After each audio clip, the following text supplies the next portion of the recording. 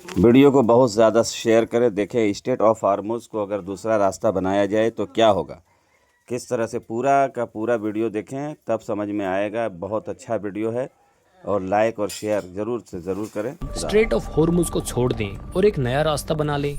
Instagram पर हर कोई यही सवाल पूछ रहा है, क्योंकि इस वक्त ईरान, अमेरिका और इजराइल के बीच जो भारी तनाव चल रहा है, उसमें ईरान ने पानी के इस छोटे से हिस्से को पूरी तरह से कंट्रोल कर रखा है। यह सिर्फ 21 माइल्स यानी 34 किलोमीटर चौड़ा है, लेकिन ध्यान से सुनिए, पूरी दुनिया का 20% तेल हर दिन यहीं से होकर गुजरता है, हर एक दिन। और अभी ये पूरी तरह से ब्लॉक है।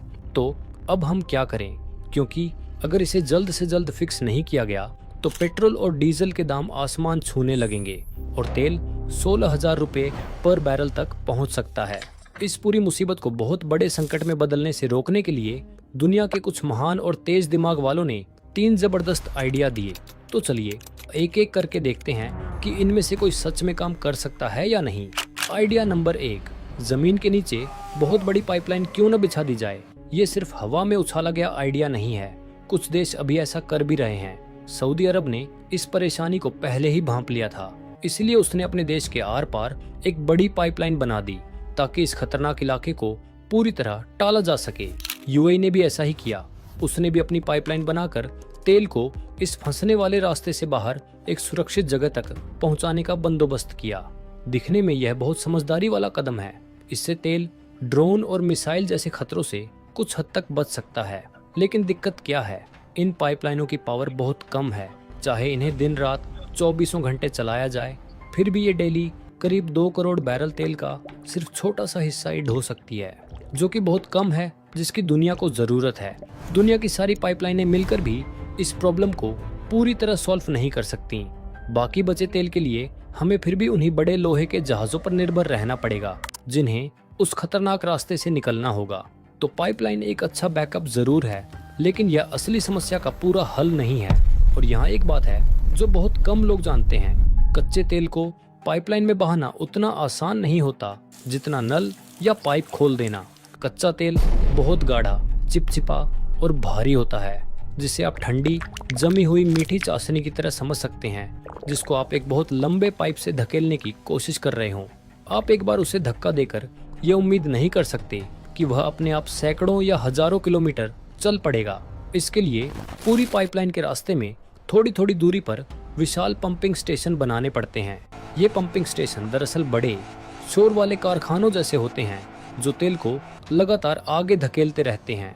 और अब असली खतरा सुनिए, अगर आप पूरी तरह पाइपलाइन पर निर्भर हो जाएं, तो किसी भी दुश्मन को सिर्फ एक सस्ता ड्रोन और थोड़ा सा ब्लास्ट चाहिए होगा।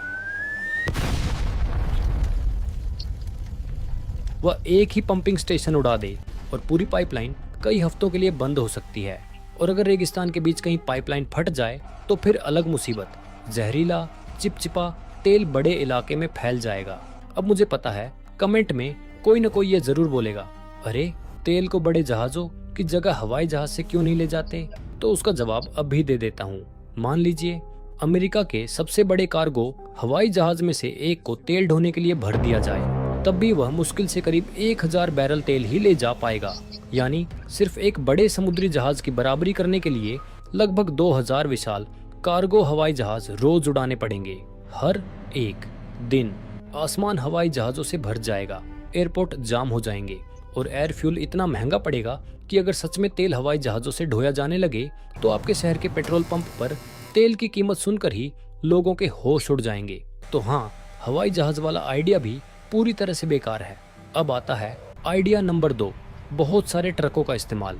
जब भी समुद्री रास्ता बंद होता है, लोग तुरंत बोलते हैं, अरे अगर पानी वाला रास्ता इतना खतरनाक है तो तेल को बड़े बड़े ट्रकों में भरो और रेगिस्तान पार करके किसी सेफ स्पॉट पर पहुंचा दो। सुनने में बहुत आसान लगता है ना? लेकिन असली हिसाब को सुनते ही आपका दिमाग घूम जाएगा। तेल ढोने वाले ये जहाज बहुत ही विशाल होते हैं। सिर्फ एक जहाज में 20 लाख बैरल तेल आ जाता है और सड़क पर चलने वाला एक आम भारी ट्रक में मुश्किल से करीब 200 बैरल आता है।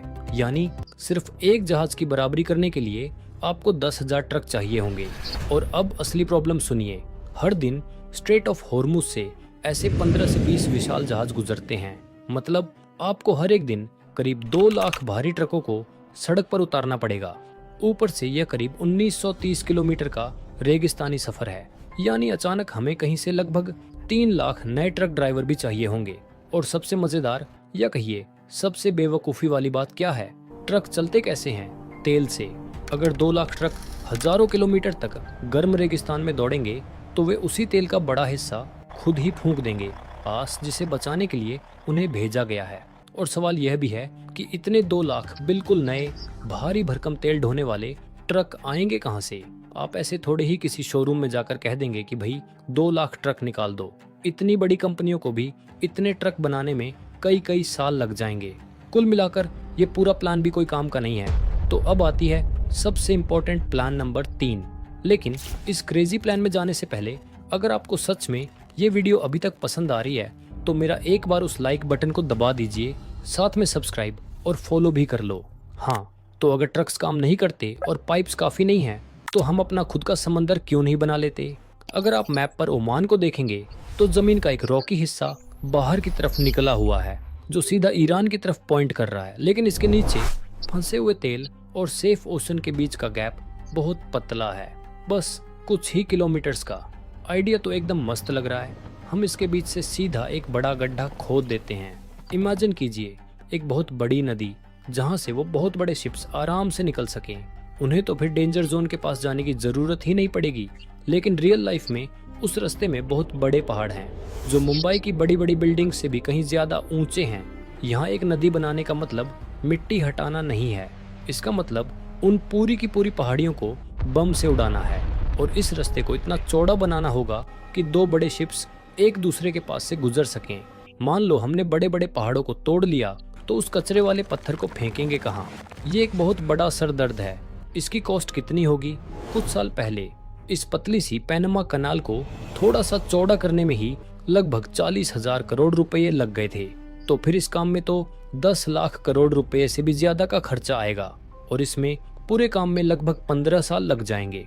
अच्छा चलो यार, मान लो कि हम ये कर लेते हैं, हमें पैसे मिल जाते हैं, हम पहाड़ों को उड़ा देते हैं और हम ये बहुत बड़ा समुद्री लेन बना लेते हैं। फिर भी ये प्रॉब्लम सॉल्व नहीं हो सकती, क्योंकि आप खुद सोचिए, अगर दुनिया का सारा तेल इसी एक रास्ते से जाता है तो यह दुनिया का सबसे बड़ा टारगेट बन जाता है। अब अगर कोई भी देश बस एक छोटा ड्रोन या रॉकेट का इस्तेमाल करके ठीक इस रास्ते के बीच में एक शिप डूबा सकता है।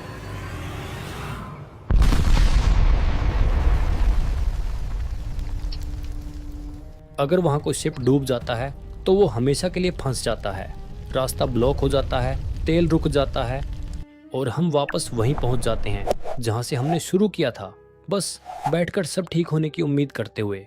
ये सारे क्रेजी आइडियाज सिर्फ एक ही चीज प्रूव करते हैं, हम फंस चुके हैं। कोई फर्क नहीं पड़ता कि हमारी टेक कितनी ग्रेट है या एआई कितना स्मार्ट हो जाता है, हम अभी भी नेचर को हरा नहीं सकते। जब तक दुनिया तेल पर चलती है, पानी का यह छोटा सा गैप ही असली बॉस है। आप लोगों को क्या लगता है? क्या आपके पास इस प्रॉब्लम को फिक्स करने का कोई आइडिया है? मुझे नीचे कमेंट्स में बताइए। ऐसे ही मज़ेदार और इन्फॉर्मेटिव वीडियोस को देखने के लिए सब्सक्राइब करना मत भूलना। मैं मिलता हूँ आपसे अगली वीडियो में, तब तक के लिए जय हिंद, जय भारत।